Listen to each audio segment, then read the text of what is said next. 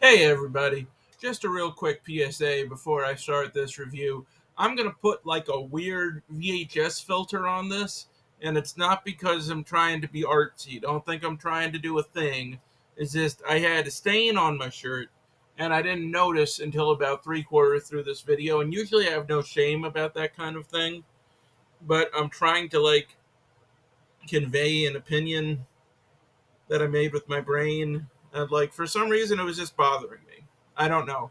Maybe I'm evolving as a person, where I have some sense of shame now. But anyway, yeah, weird VHS filter. Apologies in advance. Thank you. Hey everybody. Welcome to my incredibly messy study that I'm going to try to clean up tomorrow a little bit, at least maybe. And I just wanted to get on here and talk a little bit about the Wolfman, Lee Winnell's new take on the Wolfman. Um, and I wanted to talk about this just because it seems like it's been a very divisive movie. It's basically split right down the middle on Rotten Tomatoes in terms of critic reviews, like 50% positive, 50% negative.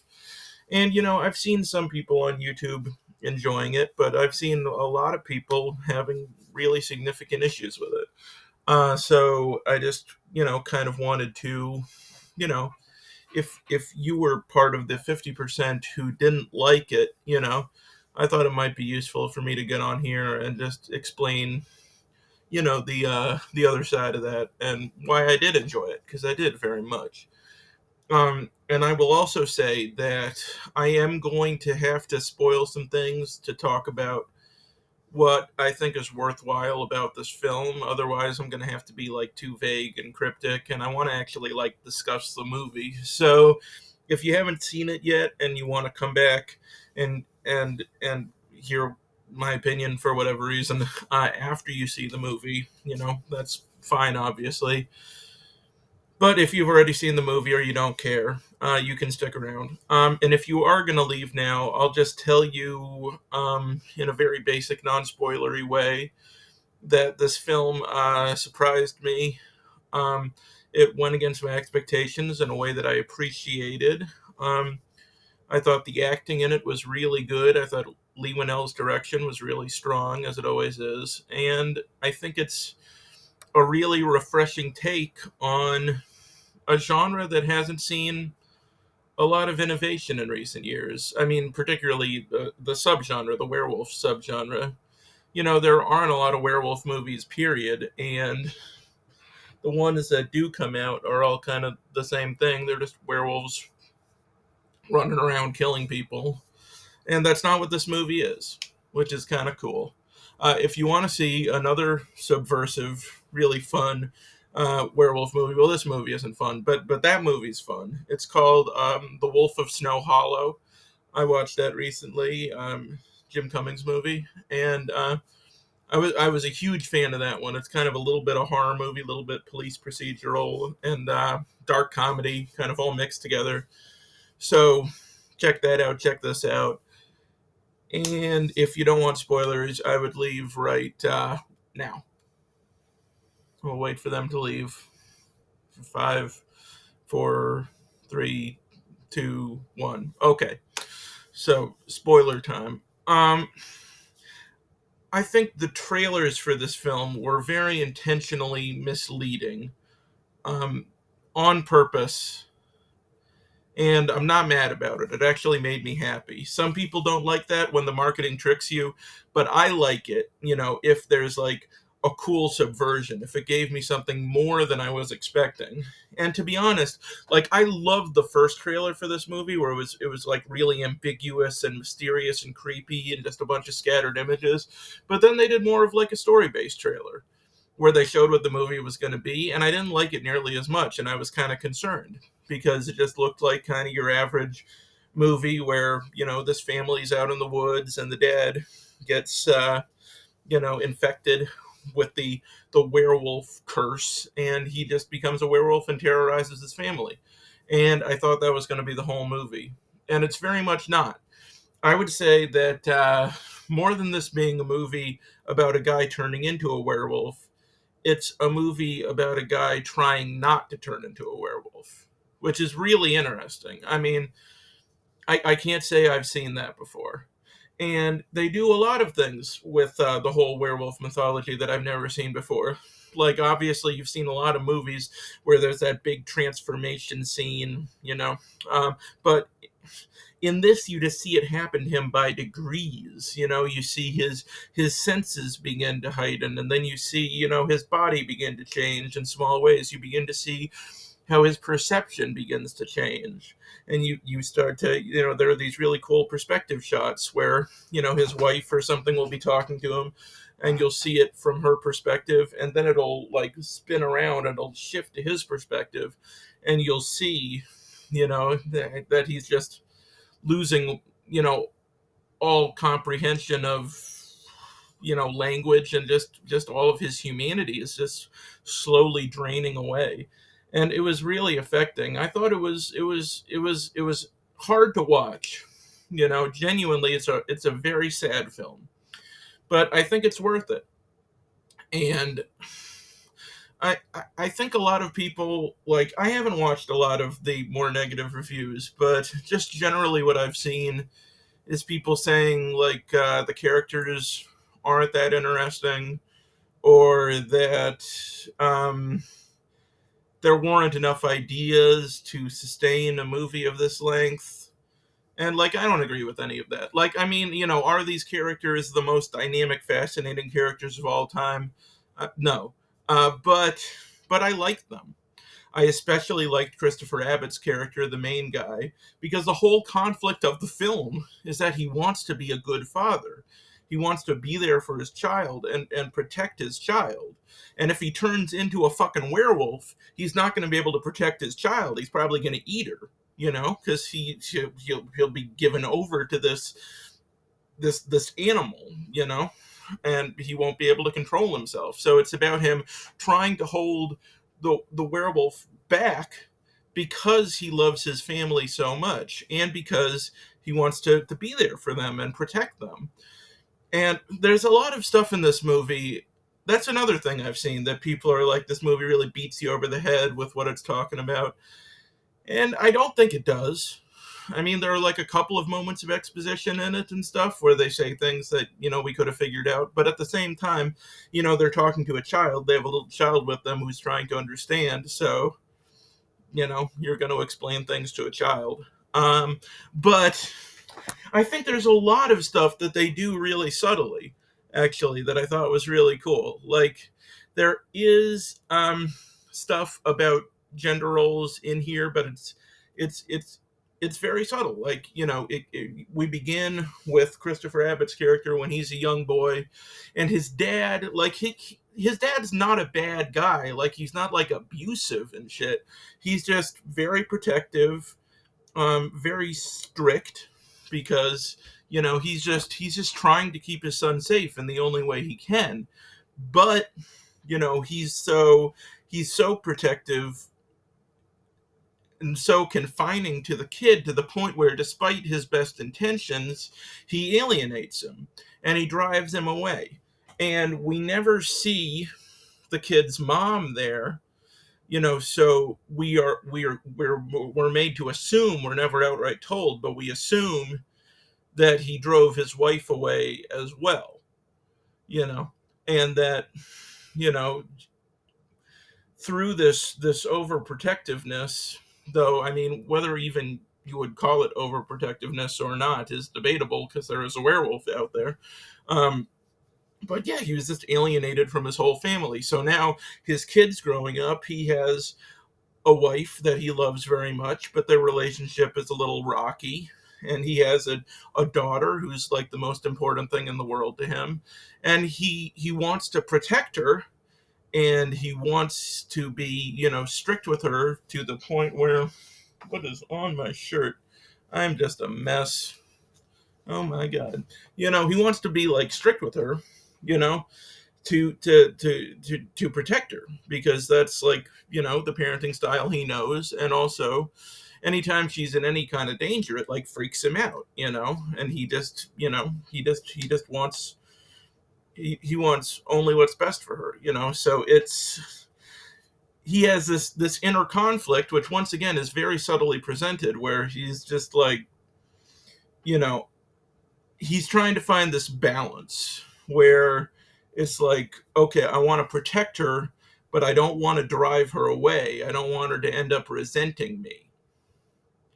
And there's also, yeah, this subtle stuff in here about gender roles, because his dad was very, protective, very manly guy, and it's kind of that mindset that that the men are the caregivers, and the men are the people who are supposed to keep their wife and their child safe, that's their role. And you can see in this that there's a really nice subtle little moment where um his wife is out working. Christopher Abbott's wife, she's played by Julia Garner. She's a journalist, and he's just like a stay-at-home dad. He's a writer, but he doesn't have work right now. He's just staying home taking care of the kid. So he never comes out and says, like, I'm doing the woman part and you're doing the man part. But I think just because of the way he was raised and what was instilled in him, that is a factor in it. And she comes home and she's talking on the phone to one of her colleagues about something going on at work, and it really bothers him in kind of a weird sort of way. And that's partially because he's just received this piece of paper that his father had gone missing, but it confirms that he's dead, and he's obviously upset about that and processing that. But also, I think there's this underlying thing where he's being reminded that she has to go out there and she has to be the breadwinner. He's dependent on her financially. Both him and his daughter are dependent on her.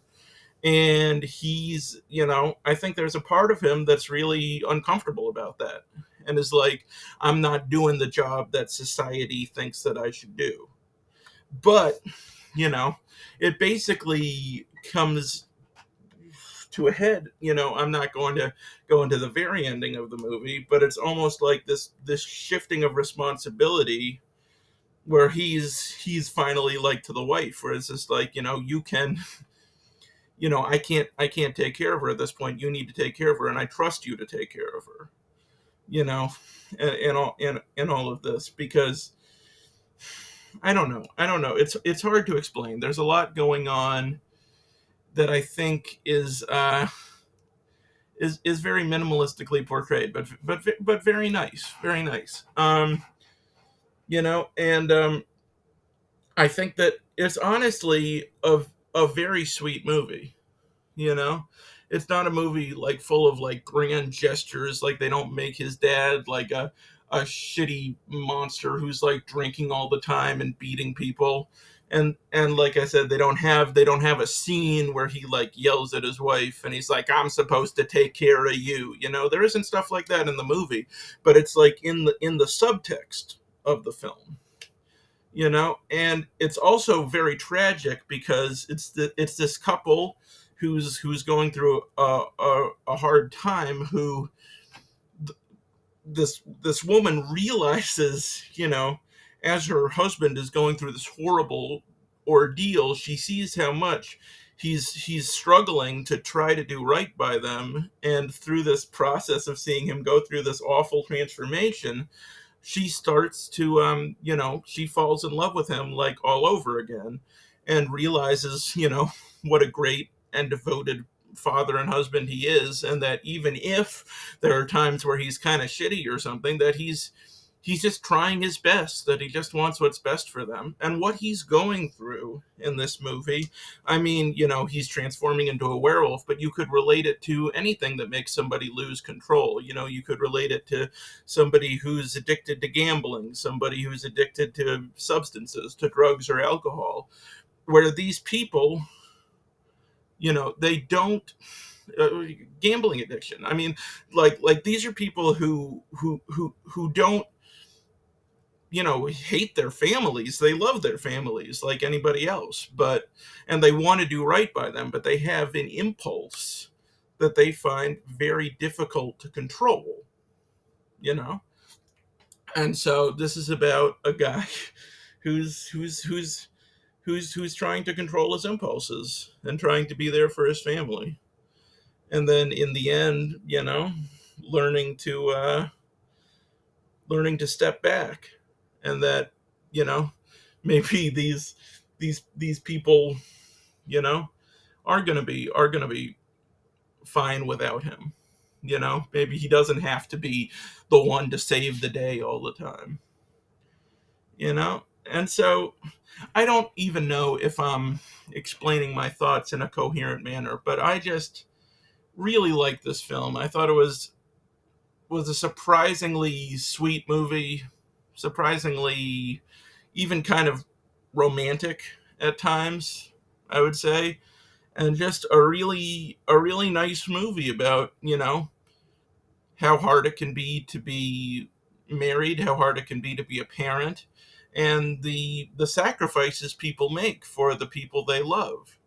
And how also, just because somebody isn't perfect, somebody's having a struggle, that doesn't mean they're a terrible person. And because, like, there are all these scenes in this movie where while he's going through this transformation, his wife keeps letting him in the house. Like, he'll stagger back into the house, and he'll be like 3/4 wolfed out, and he'll be like growling, and like his, like, holding his claws, trying not to murder them and shit. And I can see watching this movie and being like, just leave him outside and lock the door, right?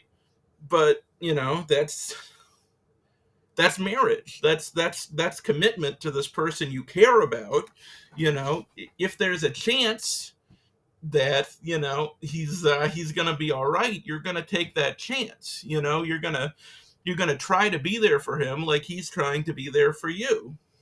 you know so it's a movie where people do act irrationally, and I know that's gonna bother some people, but they act irrationally for a very realistic reason. And I think it's an irrationality that just about any of us would understand if we were in that position as well. Um, so, yeah, overall, I think this is a really interesting take on the werewolf movie. I think it's something new, it's something different. Um, don't go into this expecting a really fun experience on the level of like Upgrade or Invisible Man, which had some really heavy stuff in it, but also had some really goofy, crazy action scenes. This movie has like one scene that I would, kind of harkens back to the crazy couple movies Lee Manel made before this. But for the most part, this is a very subdued, very quiet movie, and a very tragic movie as well. It's not a feel good film. It's not a fun film. It'll it'll make you sad, and it'll make you think about your family. You know, and I think it's cool. I like it. So that is my position on the film. If you agreed with me or you felt differently, let me know. Engagement. And I guess just thanks for watching. Bye.